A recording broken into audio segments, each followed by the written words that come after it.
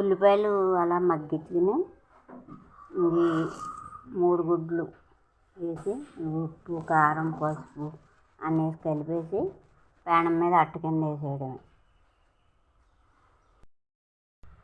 ఇంకా అలా నూనె పోసుకుని కొంచెం జీలకర్ర అలా జల్లుకుని ఇందులోనే ఉల్లిపాయలు మగ్గబెట్టేసుకుని పచ్చిమిరపకాయలను కొంచెం అల్లం పేస్ట్ మగ్గబెట్టేసుకుని ఉప్పు కారం పసుపు కొంచెం మసాలా పొడి వేసి ఇలా కలిపేసుకోవాలి. కలిపేసుకుని ఈ నాటుకోడి గుడ్లు 3 గుడ్లు వేసేయండి. ఇంకట్టి ఇలా వేసేస్తాను.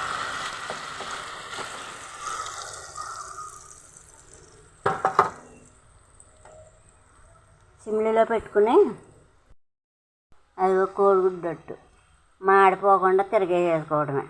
నాటుకోడి గుడ్లతో వేసాను. ఓకేనా?